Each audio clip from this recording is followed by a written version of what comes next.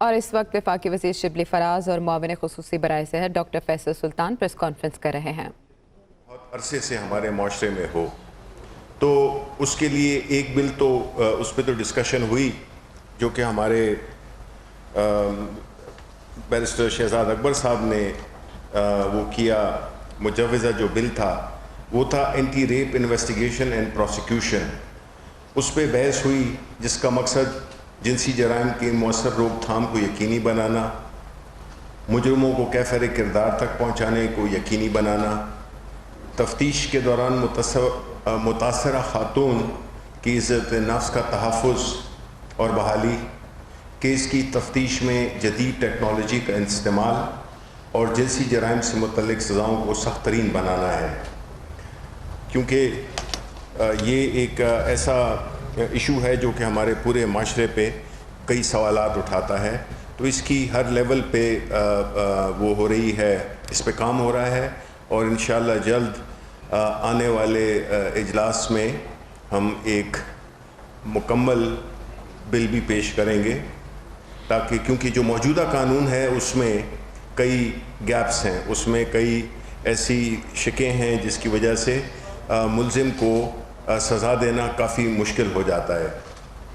اس کے علاوہ power sector پہ تفصیلی گفتگو ہوئی۔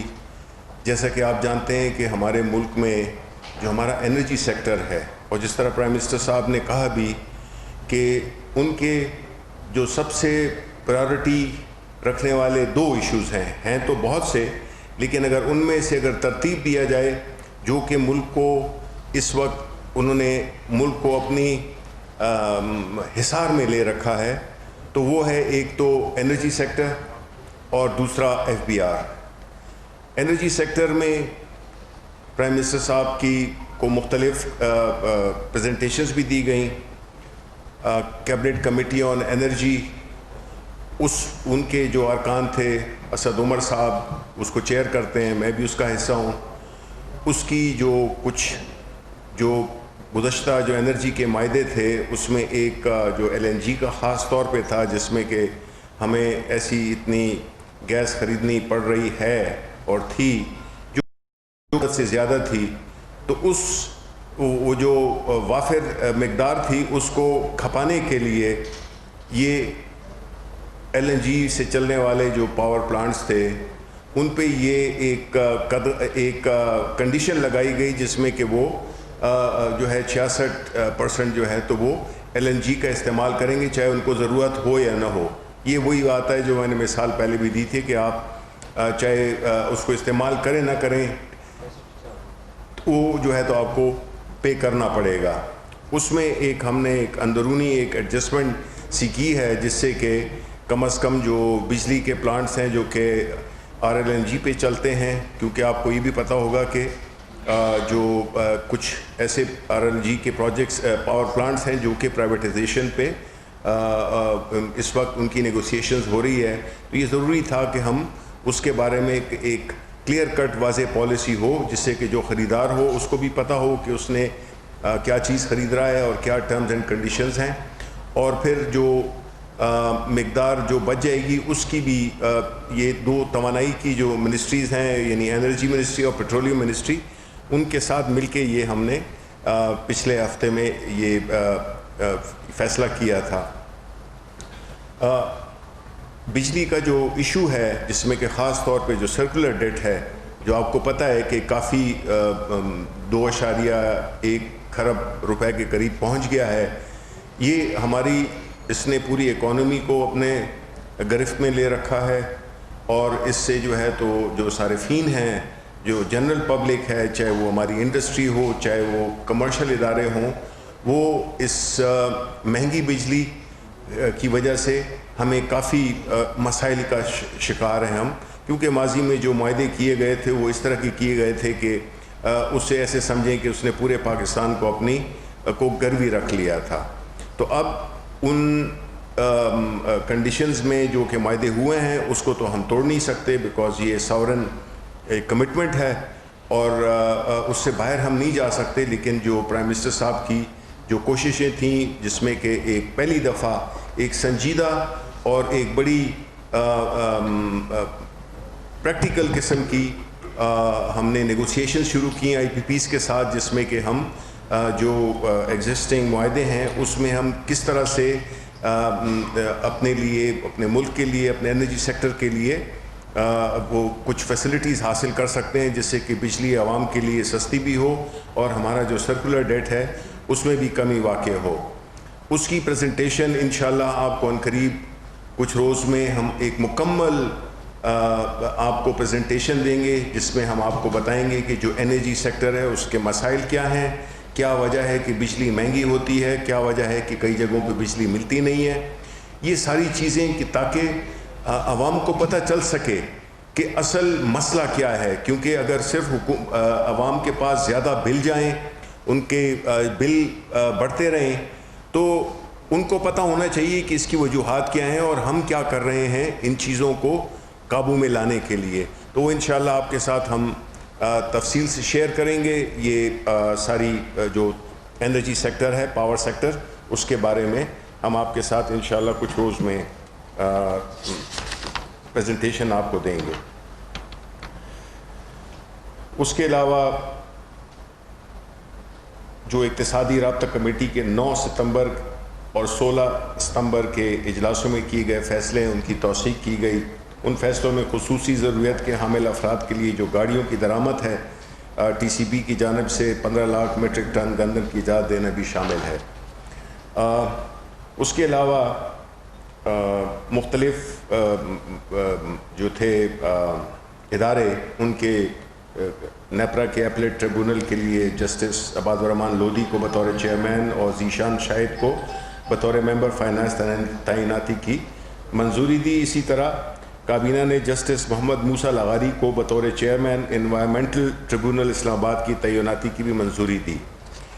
اس کے ساتھ ایک اور اہم چیز تھی جس پہ کہ میرے ساتھ میرے بہت ہی محترم اور ہمارے جو کووڈ میں جو لیڈ شخصیت تھے ڈاکٹر فیصل، یہ آپ کو پتہ ہی ہے کہ شوکت خانم اسپتال کی روح رواں ہے، اس کے چیف ایگزیکٹو بھی تھے، اور ہماری یہ بڑی خوش قسمتی ہے کہ ہمیں ہماری ٹیم میں یہ شامل ہوئے ہیں کہ جس اس سے محنت سے اور جس ذہانت سے انہوں نے اپنے اسپتال بھی چلایا، اور پھر کووڈ میں ان کا ایک بہت ہی ایک مؤثر رول رہا ہے۔ تو ابھی یہ ہماری اپنی وزارت صحت کو لیڈ کر رہے ہیں، اور ابھی آپ کو یہ بتائیں گے کچھ فیصلے ہوئے ادویات کے سلسلے میں آج کی کابینہ میں، اس پہ فیصلے کیے گئے۔ تو ہم یہ سمجھتے ہیں کہ بڑا اہم ہے کہ آپ اس کو ذرا اس ترتیب کو آپ سمجھیں، اور اس کے ساتھ ساتھ آپ کو پتہ بھی ہو کہ یہ اس سلسلے میں کیا کیا گیا ادویات کے سلسلے میں۔ جی ڈاکٹر فیصل صاحب۔ شکریہ شفیع صاحب۔ آپ سب کو معلوم ہے کہ کرونا کے علاج کے لیے ایک دوائی ہے ریمڈیسیویر، اس کی چونکہ انٹرنیشنل قیمت میں کچھ بہتری آئی، کچھ کمی آئی، تو اس کی جو قیمت ہے اس کی کمی کا فیصلہ کیا گیا۔ تقریباً 10,000 سے اوپر اس کی قیمت تھی، اور وہ 8,400 کے قریب دوبارہ فکس کی گئی ہے۔ تو یہ ان رسپانس ہے ٹو انٹرنیشنل امپرومنٹ، یعنی اس کی قیمت کم ہوئی ہے۔ اس کے علاوہ آپ کو یہ بتانا بڑا ضروری ہے کہ چند ایسی لائف سیونگ اور اہم دوائیں ہیں جو ملک بھر میں ناپید ہو جاتی ہیں، ان کی ایک لانگ ٹرم شارٹیج چلتی رہتی ہے۔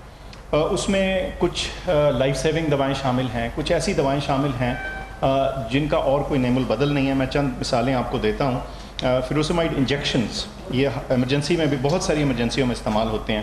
ایسیٹوزولامائڈ کی ٹیبلٹس بھی اور آنکھوں کے قطرے بھی، یہ گلوکوما کے لیے استعمال ہوتے ہیں۔ یہ اکثر شارٹ رہتے ہیں، بلکہ سنا آج کل بھی ہیں۔ ہائیڈرالزین ایک دوائی ہے بلڈ پریشر کے لیے۔ کاربامازیپین جو ہے وہ مرگی ایپیلیپسی کے لیے استعمال ہوتی ہے۔ ایٹروپین ایمرجنسی میں استعمال ہوتا ہے۔ میگنیشیم سلفیٹ، یہ جو پریگننٹ خواتین میں کئی دفعہ جس کو مرگی نما جو ان کی کنڈیشن کئی دفعہ ہوتی ہے، پری ایکلیمسیا جس کو بولتے ہیں، اس میں استعمال ہوتا ہے۔ ہائیڈروکسی یوریا، ڈونوروبیسن، بلیومائسن، یہ کینسر کی دوائیں ہیں۔ نائٹروگلسرین، گلسرل ٹرائنائٹریٹ، یہ ہارٹ کی دوائیں ہیں، ایمرجنسی میں نام آپ نے سنے ہوں گے۔ یہ اور تقریباً اس طرح کی ٹوٹل 94 کے قریب دوائیں ایسی ہیں جن کی شارٹیج رہی ہے ملک میں، اور اس کی شارٹیج کی مین وجہ یہ رہی ہے کہ یہ پرانی دوائیں ہیں، ان کے پیٹنٹ پرانے ہیں، اس میں اکثر اوقات سال ہا سال ان کے انکریزز اتنے تھوڑے ہوئے کہ جو دوائی کمپنیاں ہیں، جو مینوفیکچررز ہیں، ان کا انٹرسٹ نہیں رہتا اور وہ سمجھتی ہیں کہ یہ نقصان میں مینوفیکچر ہوں گی. تو جب ظاہر ہے وہ صورت حال ہو تو پھر وہ مارکیٹ سے ناپید ہونا شروع ہوتی ہیں یا شارٹ ہو جاتی ہیں. اس کا نتیجہ یہ ہوتا ہے کہ ضرورت مند دیوانہ جو مریض ہے وہ ادھر سے ادھر ٹکر کھاتا ہے اور پھر کئی دفعہ مجبوراً اسمگل ہوئی غیر معیاری یا ایسی دوا جس کی کوئی بیک گراؤنڈ نہیں پتہ وہ خریدنے پہ مجبور ہو جاتا ہے. تو آج یہ فیصلہ کیا گیا کہ ان کو جو ڈرگ پرائسنگ کمیٹی ہے اس کی 3 مختلف میٹنگز کے اندر یہ ریکمنڈیشنز آ چکی تھیں اور 37ویں میٹنگز کے بعد 39ویں میٹنگ بھی بلکہ تھی اس میں. اور اس کے بعد جو انہوں نے ریکمنڈیشن دی کہ ان کی پرائسز کو کچھ ریشنلائز کیا جائے تاکہ پاکستان کے اندر یہ دوائیں نارمل پرائس کے مطابق، ایک بہتر پرائس کے مطابق اور ایک معیار کے مطابق اویلیبل ہو جائیں. تو انشاءاللہ آپ اس کا خاطر خواہ امپرومنٹ دیکھیں گے. ایک مثال دیتا ہوں کہ اسیٹوزولامائڈ ٹیبلٹ جو ہے اس کا 60 روپے کا پیک تھا 30 کا، جو 1 دہائی سے تقریباً 10 سال سے اسی پرائس پہ جمع ہوا تھا اور نتیجتاً یہ دوائی ناپید ہو چکی ہے. تو یہ تو میں نے آپ کو مثال دی تھی اور میں سمجھتا ہوں کہ اس پروسیس کے ذریعے ہمیں ہمارے ہاں جو اویلیبلٹی ہے معیاری دوائی کی اور مناسب قیمت پہ، بجائے اس کے کہ کوئی اسمگل شدہ اور بلیک ہوئی بھی دوائی کو خریدے. سو یہ 2 بہت اہم فیصلے تھے اور میں سمجھتا ہوں کہ اس کے بارے میں آپ کو بتانا ضروری ہے. اور میرا خیال ہے ڈاکٹر فیصل آپ یہ پریس ریلیز بھی، کیونکہ یہ دوائیوں کے نام بڑے مشکل سے ہیں، تو آپ کا جو پریس ریلیز ہے وہ بھی ہم اپنے ساتھیوں کے ساتھ شیئر کر لیں گے تاکہ ان کو آسانی ہو. اگر کوئی پرانا چکر تو نہیں چل گیا، پہلے سائرہ ٹیبلٹ سے لے کے ابھی تک 600 کی قیمتیں بڑھی ہیں اور ابھی آپ نے ایک نئی سنا دی ہے. تو یہ کئی وہی دیکھیں میں اس کا جی میں نے جیسے عرض کی اس کی ڈیٹیل آپ کے سامنے رکھ دیں گے. اس وقت تو آپ کو اصولی فیصلے کے بارے میں بتانا ضروری تھا، لیکن معاملے کو سمجھیے. ایک دوا اگر 10 روپے کی تھی اور آج ہم کہتے ہیں کہ وہ 14 روپے کی بکے یا 12 روپے کی بکے اور اس کو مینوفیکچر کرنے کی کاسٹ مثال کے طور پہ 18 ہے یا 20 ہے، تو نتیجہ کیا ہوگا؟ وہ مارکیٹ سے غائب ہو جائے گی. اور جو اینڈ یوزر ہے، جو کنزیومر ہے، وہ کیا کرے گا؟ وہ 300 روپے کی اسمگل ہوئی بھی خریدے گا. دو نقصان ہوئے. ایک وہ کئی گنا زیادہ لے رہا ہے، تھوڑی سی انکریز اویلیبل رہے گی، زیادہ انکریز سے وہ بازار سے خریدے گا، اسمگل ہوئی بھی ہوگی اور کوئی اندازہ نہیں کہ وہ کہاں سے آئی ہے، اس کا کیا معیار، کوالٹی کیا ہے. تو اس لیے ہم نے اس چیز کے بارے میں ایک روی اور ایک بیلنس اپروچ رکھنی ہے ہر وقت اور ہر دفعہ جب بھی یہ چیز آتی ہے. اس کا ایک مروجہ طریقہ ہے. ڈرگ پرائسنگ کی ایک پالیسی ہے 2018 میں پاس ہوئی تھی. اس کے تحت ڈرگ پرائسنگ کمیٹی بیٹھتی ہے، وہ تمام فیکٹس کو، اس کی انٹرنیشنل پرائس کو، را مٹیریل کو، ان ساری چیزوں کو مد نظر رکھ کے وہ پرائس کی ڈفرینس بتاتی ہے. تو یہ اس کی بیسس پہ ڈیٹیل آپ سے ہم شیئر کرتے ہیں. اگر نہیں میں یہ کہنا چاہتا ہوں کہ اگر آپ اس کو دیکھنے کا طریقہ ہے، اگر آپ دیکھیں اس کو تو ایسے ہے کہ یہ اس کی قیمت کم ہو گئی. وہ کس طرح سے؟ ایک چیز ہے جو ایک دوائی جو کہ بن نہیں رہی ہے، ناپید ہے، اور اس کی جگہ آپ وہ جو 15-20 روپے کی جو دوائی ہے وہ آپ 200 روپے میں خرید رہے ہیں. اور جس طرح کہ ڈاکٹر صاحب نے کہا کہ اس کے معیار کا، اس کی کوالٹی کا، اس کا پتہ نہیں ہے، اوریجنل اس کا پتہ ہی نہیں ہے. تو اس سے بہتر یہ نہیں ہے کہ آپ اسی کو جو یہاں پہ جو بناتے ہیں وہ ایک خاص اس کے ایک پروٹوکول کے تحت وہ دوائی بناتے ہیں. آپ کے ہمیں پتہ ہوتا ہے کہ اس میں کیا کیا ایلیمنٹس استعمال ہوئے ہیں، تو وہ آپ کو ملے گی، اویلیبلٹی بھی ہو جائے گی اور آپ کو جو وہ چیز آپ مہنگی لے رہے تھے آپ کو سستی ملے گی. تو یہ دیکھنے کا طریقہ ہے. جی چلے. سر یہ بتائیے گا، آپ نے آج کابینہ ابھی جب بریفنگ اسٹارٹ کی تو آپ نے اسٹارٹ کیا اپنا کابینہ کے اجلاس اور ان پر جو فیصلے ہوئے ان کا آپ نے کمپیریزن بتایا. سر آپ کی کابینہ نے نیشنل فائنانس کمیشن کے اوپر 3 بار فیصلہ دیا ہوا ہے. سندھ اور بلوچستان میں چلے مانے آپ کی حکومت نہیں ہے، لیکن پنجاب اور کے 3 بار فیڈرل کیبنٹ کے فیصلوں کے باوجود پنجاب اور کے پی کے نے پروونشل فائنانس کمیشن پر کام شروع کیوں نہیں کیا؟ یہ آپ کا بہت اچھا سوال ہے اور یہ اس میں کوئی شک نہیں کہ ہم پرائم منسٹر صاحب اس کو بہت ہی زیادہ اس میں بلیو کرتے ہیں اور ہے بھی یہی ایک واحد طریقہ ہے جس میں کہ ہمارے صوبوں میں ایک متوازن ایک لیول وہ ڈیولپمنٹ ہو سکتی ہے. یہ نہیں کہ اگر کسی علاقے کا چیف منسٹر ہے تو وہاں پہ ترقی ہو اور باقی علاقوں میں نہ ہو. تو اس کے لیے یس یہ ایک آپ کا بڑا اہم سوال ہے, لیکن اس کی جو انسٹرکشنز ہے وہ دے دی گئی ہیں. اب اس کی پروگریس دیکھنی ہے کہ وہ, بیکاز یہ ایک پروسیس تو ہے ذرا لمبا, لیکن اس کی شروعات تو ہونی چاہیے. اگلی کابینہ میں, اگلی پریس کانفرنس میں انشاءاللہ آپ کو اس کا اپڈیٹ بتاؤں گا کہ جو فیصلے ہوئے تھے وہ ابھی کس سٹیج میں ہیں, وہ میں آپ کو ضرور بتاؤں گا. اتنے سوال مت کرو یار. جی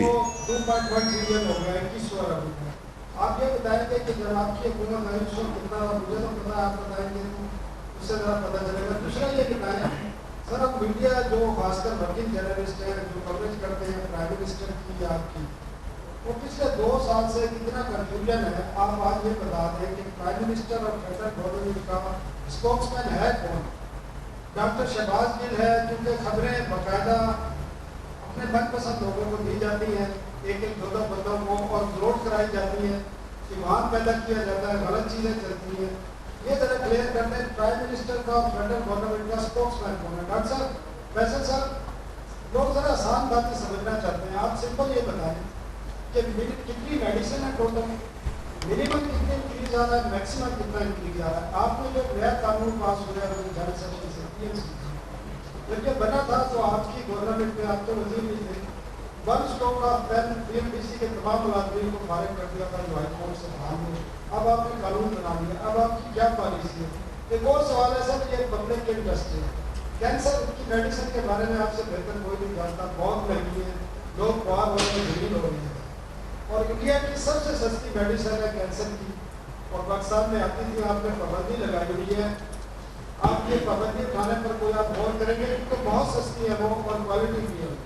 تینوں چیزوں کے جلدی سے آخر سے شروع کر دیتے ہیں. کینسر کی دوائیں دیکھیں جی, جو لائف سیونگ دوائیں ہیں ان کو حاصل کرنے کی ہر طرح سے کوشش کی جا رہی ہے. جہاں تک اگر ان کی کوئی سورس انڈیا ہے تو اس صورت میں ایک بڑا کلیئر سا قانون, ایک کلیئر سی ڈائریکشن کیبنٹ نے دی تھی, اسی پہ عمل کیا جا رہا ہے, اور جس کا تعلق لائف سیونگ یعنی اس کی جو ڈیفینیشن ہے, کیٹیگری ہے, وہ لائف سیونگ. دوسرا سوال آپ کا PMC کے حوالے سے تھا, وہ آپ دیکھ لیں گے انشاءاللہ. اس میں جو 2 روز میں جی تفصیلات, اور ہم تفصیلات اس کی پوری آپ کے ساتھ لے کے آ جائیں گے. نہیں جی نہیں, اس کا آپ کے سوال کا جواب ہے نو. اور پہلے آپ نے ذکر کیا کہ وہ کون سی, اس کی تفصیل ہم آپ سے بتا دیں گے. ٹوٹل 94 دوائیں ہیں, اور جس میں یہ ایکچولی اتنی مہنگی دوائیاں نہیں ہیں نسبتاً ماڈرن دوائیوں کی نسبت. یہ پرانی اور مستند دوائیں, وہ اب چونکہ 94 کی لسٹ ہے, وہ وہاں ہم آپ سے شیئر کر دیں گے. اس میں کچھ جو ہیں ان میں بہت معمولی سا انکریز ہے, کچھ میں تھوڑا اس سے زیادہ ہے, لیکن یہ آپ کو دیکھنا ہوگا ایبسولوٹ نمبرز میں. آپ اس کو پرسنٹیجز میں, اگر ایک 10 روپے کی دوائی ہے اور وہ 15 کی ہوتی ہے تو وہ تو آپ 50% انکریز اس کو گن لیں گے. لیکن یہ بھی ذہن میں رکھیے, پلیز یہ نہ بھولیے کہ ابھی آپ اس کے لیے 100 روپے دے رہے ہیں یا 150 روپیہ دے رہے ہیں. تو آپ نے اس حوالے سے, اس پرزم سے دیکھنا ہے کہ اس وقت آپ کو کتنے کی وہ دوائی ملے. جی دیکھیں, پہلی بات تو 2 آپ کے سوالات تھے, ایک سرکولر ڈیٹ تھا اور دوسرا اسپوکس پرسن کی آپ نے بات کی تھی. دیکھیں, سرکولر ڈیٹ ایک ایسی بیماری ہے جو کہ کینسر کی طرح پھیلتی جا رہی ہے. جب ہمیں حکومت ملی تھی اس وقت اس کے جو مسائل تھے, اس کے جو پورا جنریشن سے لے کے ٹرانسمیشن سے لے کے ڈسٹریبیوشن تک جتنے بھی اس کے مسائل تھے وہ بہت ہی زیادہ گھمبیر تھے. جنریشن پہ توجہ دی گئی تھی اور ٹرانسمیشن اور ڈسٹریبیوشن پہ توجہ نہیں دی گئی. اس وجہ سے آپ کی جو لائن لاسز تھے, آپ کی جو مہنگی انرجی بنتی تھی, آپ کے جو LNG کے معاہدے ہوئے تھے, یہ سارا کچھ ملا کے ایک ایسی ارینجمنٹ تھی جس سے کہ ایک تو پیٹرول پرائسز سے کو ریلیشن ہوئی, اور دوسری یہ ہوئی کہ جو سرکولر ڈیٹ کا جو ایک مین اہم چیز تھی جو کہ میں آپ کو بتاتا چلوں, اور آپ کو پتہ ہے کہ اس پہ میں نے کافی کام کیا ہوا ہے اس سبجیکٹ پہ, کہ ایک چیز ہوتی ہے جو نیپرا نوٹیفائی کرتا ہے, پھر گورنمنٹ اس کو گیزٹ کرتی ہے, جب گیزٹ میں آ جائے تب قیمتوں کا اطلاق ہوتا ہے. ماضی میں ہوتا کیا رہا ہے, جب ہماری حکومت میں آنے سے پہلے کہ قیمتیں نیپرا ریکمینڈ کرتا تھا لیکن گورنمنٹ اس کو نوٹیفائی نہیں کرتی تھی. گورنمنٹ اس کو اس لیے نوٹیفائی نہیں کرتی تھی بیکاز وہ اس کی پولیٹیکل کاسٹ نہیں دینا چاہتی تھی. نتیجتاً وہ بجلی آپ کے سرکولر وہ جو ڈفرنس ہوتا تھا وہ آپ کے سرکولر ڈیٹ میں ایکیومولیٹ ہوتا تھا.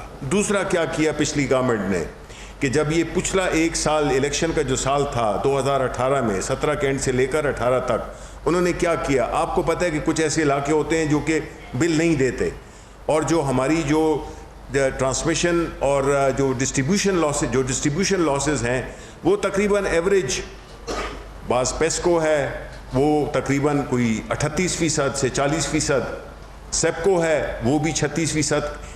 ایوریج جو نیشنل وہ تھی ماں سوائے آئیسکو کے ماں سوائے فیسکو کے، یہ ایسے جگہ تھے جو جن میں ریکوری بہتر تھی 90+%. یہ بھی 100% تو ہو نہیں سکتی ہے، کسی ڈیولپ ممالک میں بھی نہیں ہوتی ہے، لیکن ایک اس میں اس کے نارمل اس میں چل رہی تھی. تو اس کی وجہ سے کیا ہوتا تھا کہ یہ ساری جو کاسٹ ہوتی تھی یہ پھر ہر ایک کو بھرنا پڑتی تھی. تو ان میں سے یہی ہوتا تھا کہ جس کو کچھ لوگ لوڈ شیڈنگ کہتے تھے، وہ ایسے علاقے ہوتے تھے جہاں پہ کہ 60% ایسے بھی علاقے ہیں جس میں کہ 70% لوگ بجلی نہیں دیتے. آپ کے بلوچستان میں جو آپ کے جو ایگریکلچر ٹیوب ویلز ہیں اس کے پیسے کوئی دیتا نہیں ہے. تو انہوں نے کیا کیا گزشتہ حکومت نے، بجائے اس کے کہ وہ یہ سرکولر ڈیٹ، اگر آپ کو یاد ہو انہوں نے آتے ساتھ ہی 480 ارب روپے ایک چیک سے انہوں نے پے آف کر دیا تھا، زیرو کر دیا تھا. پھر وہی جو ہے انہوں نے الاؤ کر دیا کیونکہ الیکشن کا سال تھا. انہوں نے یہ انسٹرکشن دے دی کہ جس نے جو بل دیتا ہے نہیں دیتا آپ اس کو بجلی دیتے جائیں. اور تصور کیا پیدا کیا کہ جی ہم نے پاکستان کو اندھیروں سے نکال لیا ہے، ویرائز وہ ہم سب اس کا بھگت رہے ہیں ان لوگوں کے لیے جن کے لیے کہ بجلی بند کی گئی تھی کیونکہ وہ بل نہیں دے رہے تھے. تو اس وجہ سے جب ہم آئے تو ہم نے تو چیزوں کو ریگولرائز کیا، ہم نے نوٹیفائی بھی کیا، پولیٹیکل کاز بھی اٹھائی. ایک نئی حکومت جو کہ جس کو یہ سوٹ ہی نہیں کرتا کہ وہ آتے ساتھ ہی ایسے اقدامات کرے جس سے کہ اس کو پولیٹیکل کاز دینے پڑی، لیکن ہم نے ریگولرائز کیا. ہم نے وہ والی جو انہوں نے روکی ہوئی تھیں وہ پیمنٹس روکی ہوئی تھیں، وہ جو ریکوری تھا وہ بہت بڑھ گیا. تو اس کی وجہ سے جو ہمارا سرکولر ڈیٹ کا جو ایکیومولیشن ہوئی وہ ایک دم جمپ کر گئی، کیونکہ ہم نے پرانے جو جتنی بھی آؤٹ اسٹینڈنگ چیزیں تھیں ان کو ریگولرائز کیا. تو اب اس کا جو سرکولر ڈیٹ کا فگر ہے وہ ظاہر ہے کہ بہت بڑھ گیا ہے. لیکن میں آپ کو بتاؤں کہ ماضی میں کوئی بھی ایسی کوشش نہیں ہوئی ہے، سنجیدہ کوشش، جس میں کہ بجلی کے بلوں کو کم کیا جائے. اور ہم آپ کو انشاءاللہ پوری ایک اسی ہفتے میں آپ کو ایک ایسی وہ دیں گے، پریزنٹیشن دیں گے کہ آپ انشاءاللہ بالکل آپ کو بالکل شیشے کی طرح پورا ہمارا جو پاور سیکٹر ہے وہ آپ کو نظر آ جائے گا. سیکنڈ بات آپ نے شاید اس کی تو وہ میں انشاءاللہ اس کے بارے میں معلومات بھی کر لوں گا اور میں یہ ڈٹرمن کروں گا کہ ایسی بات نہ ہو، یہ نہیں ہونی چاہیے. سب کا حق بنتا ہے، لیول پلینگ فیلڈ ہونی چاہیے اور اسی طرح ایک ہی سورس سے بیک وقت سب کو خبر ملنی چاہیے.